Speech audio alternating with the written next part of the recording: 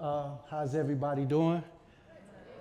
My name, like she said, my name is Marvin Alexis. First, it's an honor to be here in a couple of ways, but it's an honor to be in such a powerful space.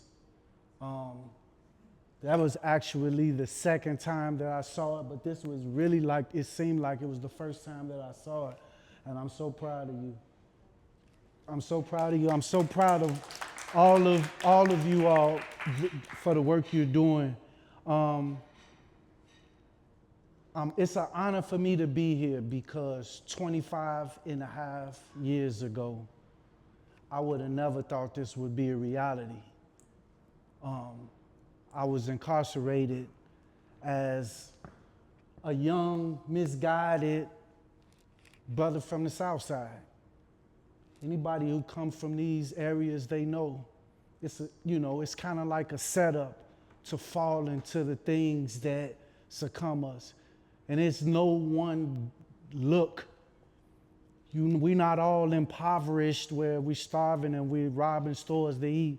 We could come from both parent homes. We could go to school, but our environment is still our environment.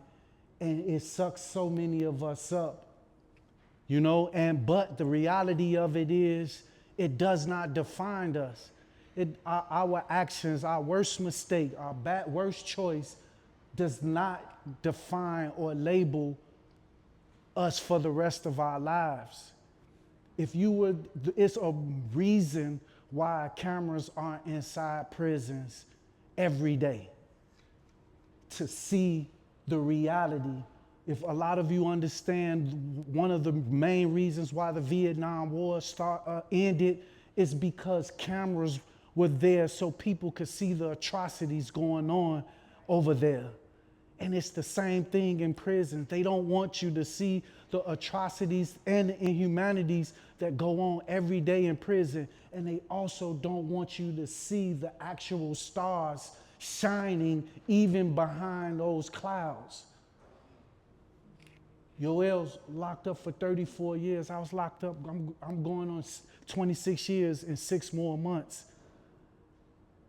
I came out while I was inside, got a degree, got certifications, got a lot of things up under my belt. I got my sanity, and I came out and we hit the ground running. Now I'm happy to say that I'm a field organizer with Chicago Votes, helping to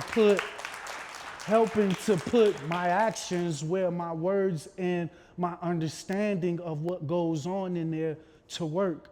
I'm an ensemble member with Mud Theater where we perform and we do a lot of work that's based on bringing the horrors to you in an aesthetic way.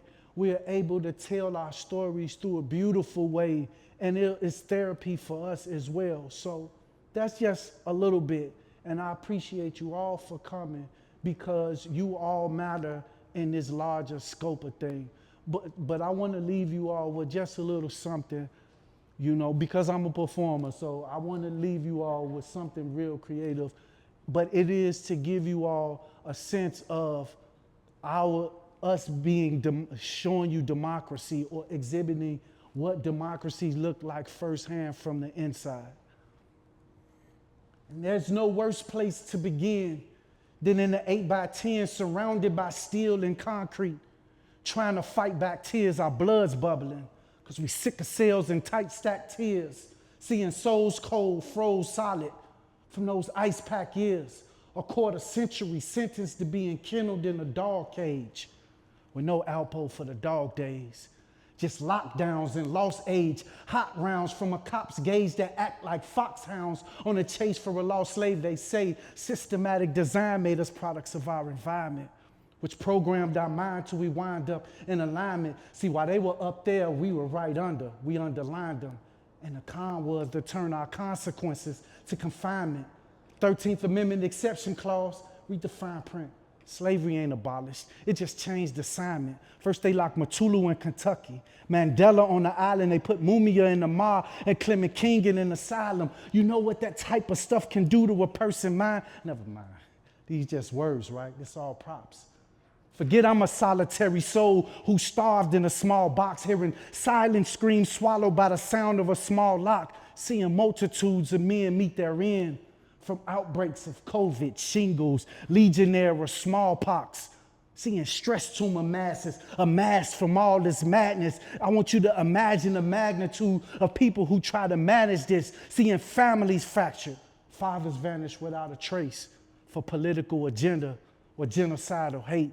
Brown and black bodies buried underneath bureaucracy, policies, and politics which profit off of his property, plantation to prison. Same change, different ology. Exterminate young messiahs through drugs, jails, or poverty. There's no true apologies as far as I can see. No fair treatment, they just band-aid and landmine victims. They calamine our traumatic scars, ketamine our damaged hearts, while leaders preach and fight for freedom. Well, teach us how to spar then. God, teach us how to walk.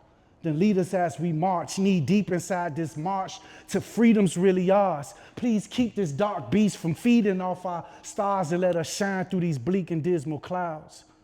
See, no longer we standing still. Still we stand, clenched fist, strong as steel, raised screaming, yes, we can. Yes, we can. Yes, we can. So I ask kindly that you please stand down if you don't understand.